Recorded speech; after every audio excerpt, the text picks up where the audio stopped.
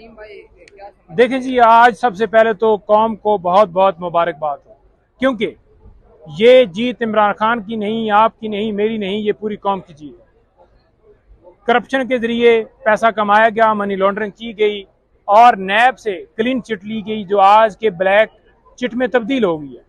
Supreme court ने जो फैसला दिया है उसमें उन्होंने वाजह किया है कि ये जो 50 करोड़ तक करप्शन जायज़ करार दी गई थी उसको ख़त्म किया जाता है। बर्डन ऑफ प्रूफ जो है वो नैब पे था, जो कि बहाल किया गया है कि जो बंदा करप्शन करेगा वो बताएगा। और साथ साथ जो मकसूद चपरासी और दूसरे अकाउंट उनके हवाले से ये जो अमेंडमेंट्स की गई थी वो भी बहाल की गई हैं।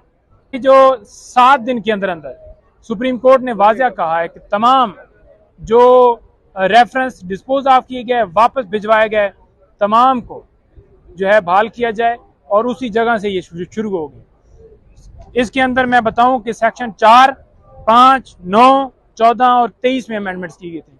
तमाम तरमीम जो हैं वो ख़त्म कर दी गई हैं। ये था कि तमाम केसेस जो हैं वो ख़त्म करवाए जाएं। इलेक्ट्रॉनिक जो वोटिंग मशीन है वो आपको पता है इसलिए ख़त्म की गई कि धांधली की जाए। आपको पता है कि ओवरसीज़ जो पाकिस्तानी हैं वो इमरान खान साहब के साथ हैं और 99% उन्होंने खान साहब को वोट देना है, तो उनका वोट ख़त्म किया गया। तो इसी की ये कड़ी नैब अमेंडमेंट्स थी जो कि इन्होंने की ताकि इनके केसेस ख़त्म किए जाएं और ये आके इस मुल्क के ऊपर दोबारा बैठ के उसी तरीके से पैसे कमाएं। और एक लिमिट करार दे दी गई कि अब किसी और के अकाउंट में पैसे ट्रांसफ़र कर दिए जाएं, अब किसी और को खड़ा करके सारा मामला कर दिया जाए। तो ये सारी की सारी अमेंडमेंट्स खत्म हो गई। नईम साहब, ये बताइएगा कि इस फैसले के बाद पाकिस्तानी सियासत पे क्या असरात मुरातब होते हुए नजर आ रहे हैं, और दूसरा क्वेश्चन ये लीजिएगा कि दूसरा क्वेश्चन ये है कि शरीफ फैमिली के खिलाफ घेरा तंग हो जाएगा इस फैसले के बाद। देखें, घेरा तंग जो है, बात ये नहीं है कि घेरा तंग की बात है। चाहे शरीफ फैमिली हो, चाहे जरदारी फैमिली हो, चाहे पीडीएम की कोई और जमात हो, चाहे कोई ब्यूरोक्रेट हो, चाहे कोई बड़ा ऑफिसर हो, जितने लोग हैं, जिन जिन लोगों ने अमेंडमेंट से फ़ायदा लिया, तमाम जो है ज़ुमरे में दोबारा आ गए और उनके लिए घेरा तंग हो गया। और घेरा तंग कैसे हुआ है कि ये जो करप्शन थी इसको जायज़ कर दिया गया कि अब साबित किया जाए कि वाकई ये करप्शन से पैसा कमाया गया। कैसी मुज़क्का खेज अमेंडमेंट्स हैं। आज पता चला है कि ये चपरासी अकाउंट वो वाला मामला भी अंदर था, इसके अंदर तो, और 50 करोड़ वाला भी था, और बाकी एसेट बियॉन्ड मीन्स वो भी कि इनसे पूछे ही ना जाए। तो ये सारी अमेंडमेंट्स इसलिए की गई। खान साहब के ऊपर जो फायदा कहते हैं, कैसे खान साहब को फायदा है?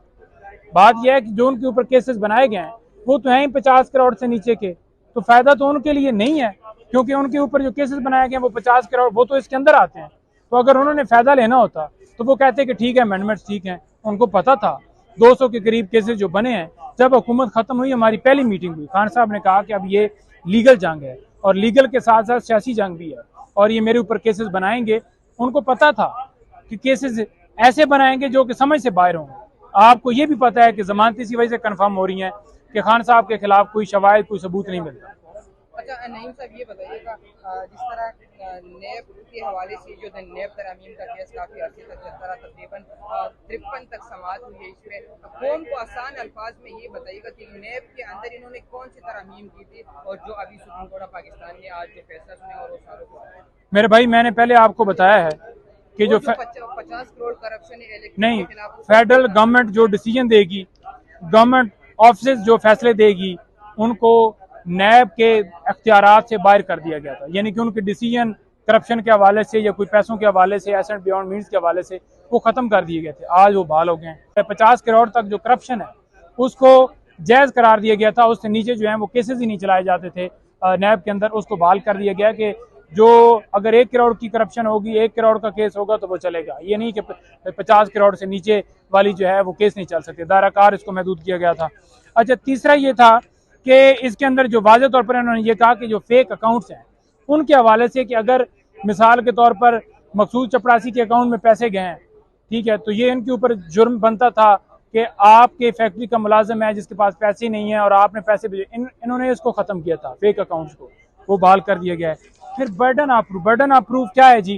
कि अगर करप्शन मैं करता हूँ तो नैब साबित करेगा कि मैंने करप्शन कहाँ से की। अब मैंने इंटो से की, बिल्डिंग से की, फॉर एग्जांपल मैंने कोई और किसी से रिश्वत लेके की, नौकरियों के मद में मैंने पैसे लेके की, तो नैब को समटाइम नहीं पता होता कि कहाँ से ये करप्शन की। उन्होंने तो देखना है कि इसके जो एसेट्स हैं, इसकी जो इनकम के जराए हैं वो कम है, इसकी ये 2 मशीनें हैं जो मौके के ऊपर काम कर रही हैं, लेकिन इसकी अकाउंट में करोड़ों रुपए पैसा कैसे है।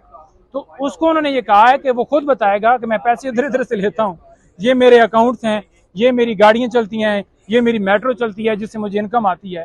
तो ये उन्होंने बहाल किया कि वो खुद बताएगा, ना कि नैब के ऊपर होगा।